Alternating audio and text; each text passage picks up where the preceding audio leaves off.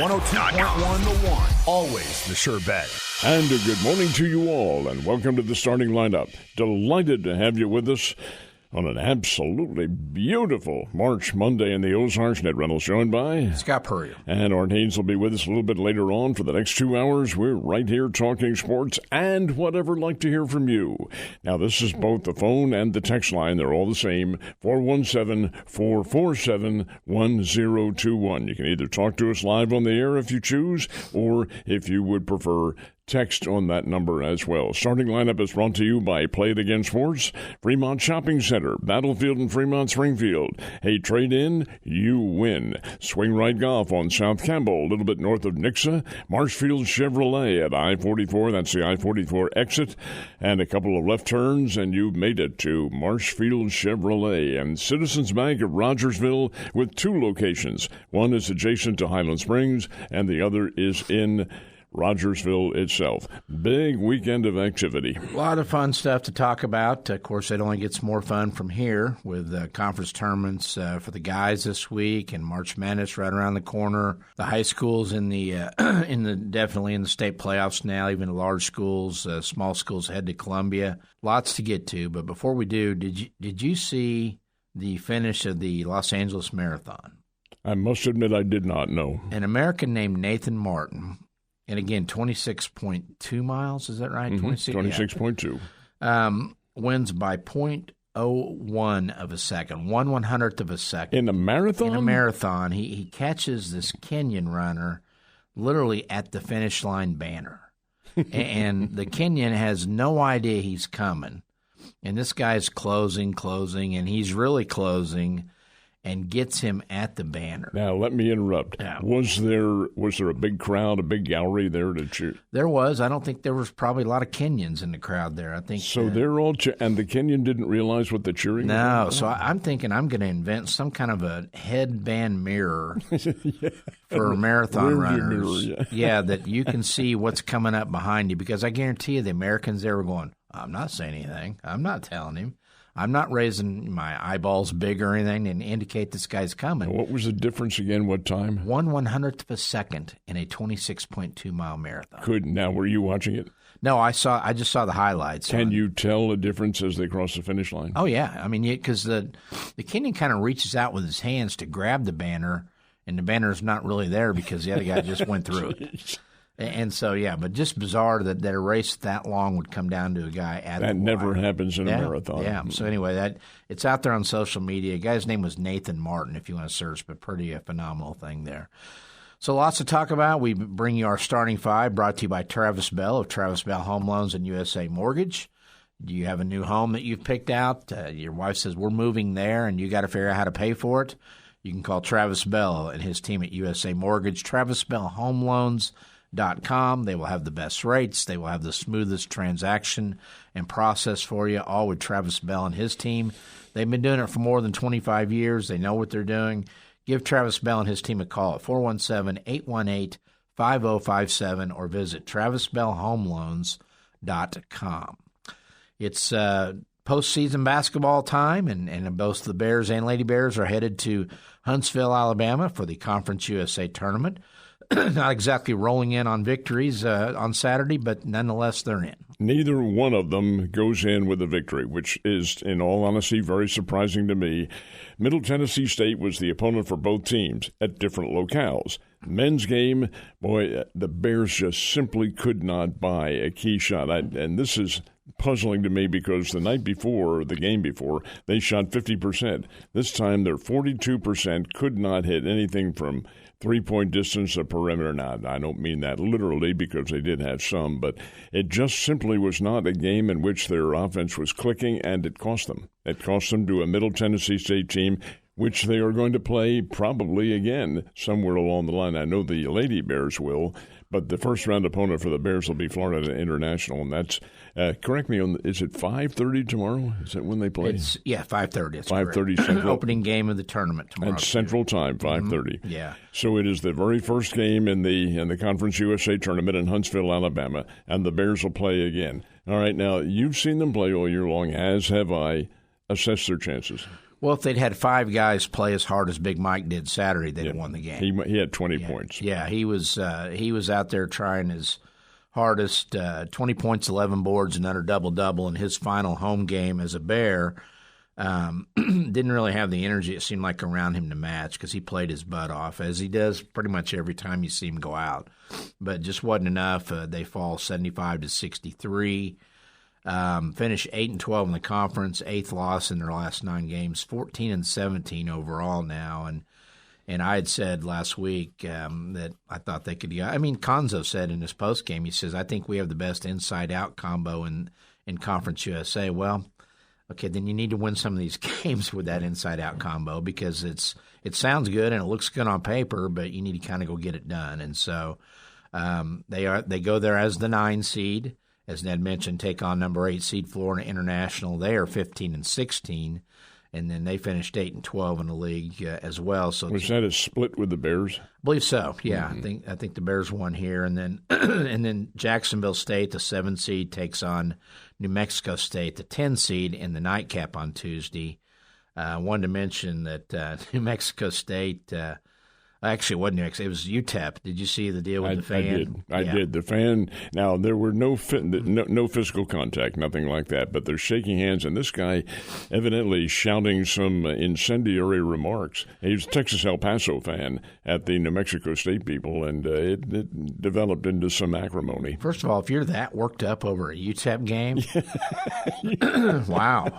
Yeah, you need to run some companies probably with that kind of passion. But, yeah, the guy looked like he weighed about 150 pounds and tried to pick up a chair like he was going to throw it at him. Had the chair in his hand. Come on. Yeah. So anyway, that was kind of interesting on social media. UTEP took some body blows on that. But interesting, the Bears lost 8 league games by a total of 30 points. So there is hope that those kind of even out and things go their way over in Huntsville.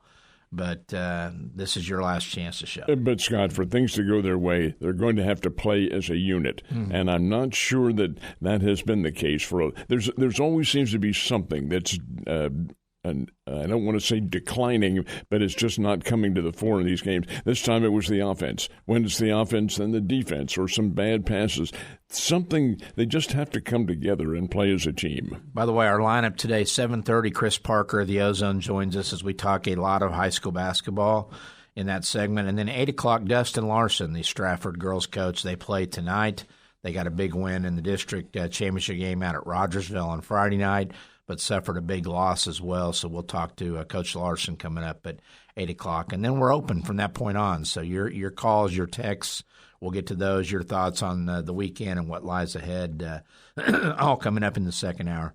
By the way, on the men's tournament, Liberty is the top seed. They finished 25-6 and overall in the regular season, 17-3 in the league. They lost again. I believe they were 2-3 down the stretch in Conference USA, so they're kind of limping in.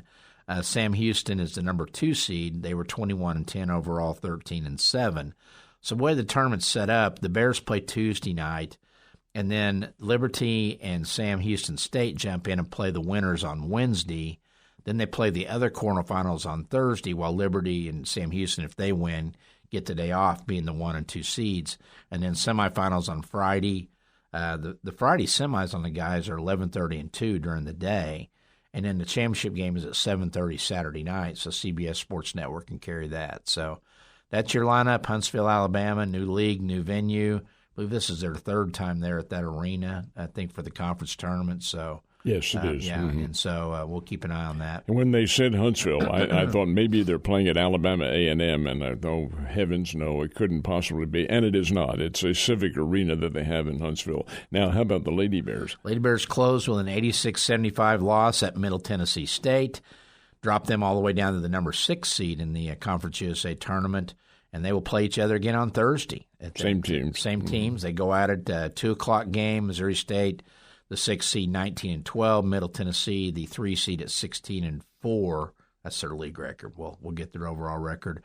They split 2 regular season meetings during the year. The Lady Bears won here 60-54 on February 5th.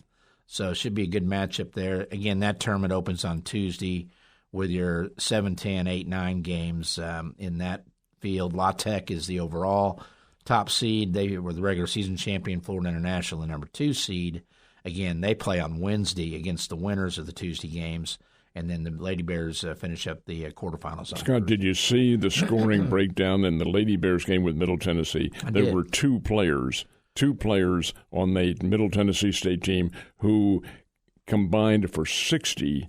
I think it was 86. Is that what their winning score? 60 of their 86 points. Jeez. Yeah. And then, they did a good job keeping Kamen in check, too. Brugan Loden with 20, I think. Was that right? Yes, 18, I think. 18, a career high for her. And so, but Lady Bears go on. And, again, that is a setup where the semifinals are in the evening on Friday, 5:30 and 8. And then the women's championship game is at 4:30 on Saturday, also on CBS Sports Network. So there's your Bears and Lady Bears. We'll have Corey on tomorrow to talk more in detail about both sides of the tournament there. Drury teams, they finished up at the GOVC tournament in St. Louis over the weekend. The Panthers opened some eyes by getting to the championship game as a number 8 seed. Of course, they knocked off top seed Rockhurst in the first round. Then they beat Indianapolis in the semis on a shot at the buzzer by Colin Hardrick, 85-83, but just ran out of gas in the final against William Jewell. Drury men fall 67-48 to the number 2 seed William Jewell. And Jewell beat Drury 3 times on the season as 22-9. Drury finishes the year 17-14, so Jewell goes on with the automatic bid into the NCAA tournament on the men's side there. That was their second GOEC tourney win in 3 seasons. You mentioned the D2 national tournament. When do those pairings come out? They're out. Yeah, they are out last night. The Drury team did not qualify. They weren't even close. Yeah, they had to win that tournament to even have a shot of getting in, and I think Rockhurst and Jewell were the two from the GOVC, and on the women's side, Umsel and Maryville got in. They were, I think, number 7 or number 8 seeds because that is top heavy with Grand Valley and all the GLIAC teams at the top of that. Third seeded Lady Panthers, they got their opening round win on Friday against Truman State, but then they got knocked out by Marysville. Number 2 seed 70-64 in the semis. Lady Panthers finished their season 21-8. Maryville goes on and beats top seed Umsel on their home floor in the title game in an all St. Louis affair there, and so they moved to 25-6 and will get the automatic bid on the women's side there as well. Some other basketball, that locally or regionally, Arkansas wins 88-84 in OT at Mizzou. What were your thoughts Saturday. on that game? What's that? Your thoughts on that game? It's an Arkansas team that didn't play Darius Acuff Jr. So, I mean, if you're Mizzou, you got to be kicking yourself. How did we lose to a team without its best player? They just couldn't put the Hogs away. And Trevin Brazil played very well. He was out of his mind. He played terrific basketball. You know, he had not played well going back to Columbia since he transferred from there to Arkansas after his freshman year. And it was kind of fitting that he hits the 3 that's the dagger at the end to give them the clinch the win. I've got to tell you, watching that game, when they threw the ball to him, I said, he's not going to shoot this. And he fired. Now, admittedly, he's unguarded, and he can make them. But that was such a critical moment when he shot that, and boy, it sailed right through. It was a terrific shot. Yeah, and you felt good for the kid because since he left Mizzou, their fans, their young fans on social media have been brutal, you know, kind of attacking him. And for him to finish out that way with a win in Columbia was kind of special, I'm sure, for the former Parkview and Kickapoo player there, Trevin Brazil. It was John Calipari's 900th career win. The Hogs are 23-8. They go to Nashville for the SEC tournament as the number 3 seed. They get a double bye with that. Mizzou is 20-11 and falls down to the number 8 seed. So not a good week for the Tigers. You know, they go down and they lose at OU on Tuesday. They lose at home to Arkansas to finish off. I thought surely when Acuff was in street clothes that was going to be a Mizzou win at home. That's a win. Didn't happen, and so. Mizzou opens on Thursday at 11:30 a.m. They face the Kentucky LSU winner in the SEC tournament. And they can beat both those teams. Yeah. And Kentucky's kind of limping home as well, and so it'll be a battle of 2 teams that are trying to figure out, can we fire it back up now for postseason? Here's the question I think that needs to be addressed, and that is if, and I'm not predicting anything, but if the Tigers do lose that game on Thursday, does that put them back on the bubble again? It'll be interesting because, I mean, they played their way off the bubble with some wins there late, and now they maybe are playing their way back on with 3 losses in a row to end the year. I'm sure it'll be a point of discussion with the committee there, but yeah, not a good finish for them. And some of the other conference tournament winners of note, Northern Iowa wins the Missouri Valley tournament as the number 6 seed. First trip to the NCAA tournament since 2016 for the Panthers. And, Scott, they are the very first Valley team ever. Yeah. In fact, they may be the only team ever to win 4 straight games. 4 games in 4 days, which was always the thing that you tried to avoid in the Valley when you were a Bears fan. You don't want to go up there and play Thursday, Friday, Saturday, Sunday. And Northern Iowa and Ben Jacobson did it and got it done as a 6 seed. They beat the 5 seed Illinois Chicago 84-69.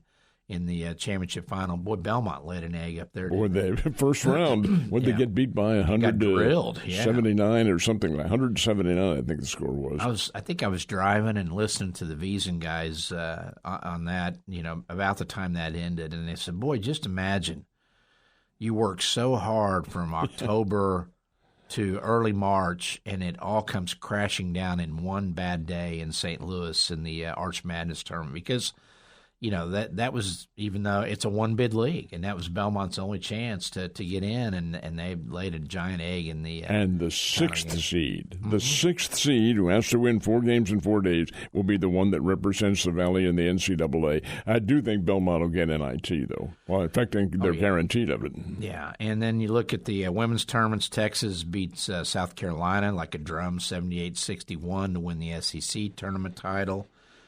Texas was at 14-0 in this game before South Carolina knew what hit them. West Virginia wins the Big 12 tournament title as the number 2 seed. They beat TCU in the final. West Virginia was the team that beat Molly Miller's Arizona State team in the quarterfinals on Friday. What was the score, remember? It was, I want to say, probably 10-12, somewhere in that range. But you watched Molly's team, if you saw any of it, and they just looked out of gas. I mean, it was their 3rd game in 3 days, and West Virginia had been lying there in wait as the number 2 seed. WNIT bid? Maybe still NCAA. They're one of those women's teams on the bubble, and they, it's kind of back and forth. ESPN has them as one of the last teams in. Oh, they do have them in. Yeah, okay. And they're 24-10. Somebody told me Molly made a nice pitch for them in her post game that this is an NCAA tournament team. But still, they're on the bubble and have to wait out some results now to see what happens there. Your UConn women won big. That was a close one in the final with Creighton, wasn't it? 100-51. It was the final score. If you had, let's see, if you had 48 if you had Creighton at 48, you lost. Anyway, be that as it may, Connecticut is really, really good. But I want to address this because they are undefeated. That was their 69th consecutive victory in the Big East Conference and their 49th regular season. That's 49 straight wins. They're a great team, but they're playing in a league that is way down. The Big East Conference, I must admit, they play for the championship tonight, either Seton Hall or Villanova. I'm not sure which one it is. Probably Villanova. But again, that Big East Conference is simply not the old Big East. Nonetheless, Connecticut is pretty good, and they'll be representing themselves well in the NCAA. One other note before we go to break: Lindenwood came up just short in their Ohio Valley Conference tournament final. They lose 71-65 to top seed Western Illinois. Of course, that's Amy Egan, the former Great Lady Panthers coach. They are 25-8. And they will get some type of postseason trip like they did last year as well. So let's take a break. We got We got high schools. We got NFL news with legal tampering starting at 11 o'clock today. Big trade in the NFL. Travis Kelce news, NASCAR, golf. We got it all. World Baseball Classic. We'll get to it at some point in these 2 hours this morning. And you are making the sure bet by being right here on the starting lineup. Don't go away. We'll be right back. You're listening to The Starting Lineup with Scott Purrier, Ned Reynolds, and Art Haynes on 102.1 The One.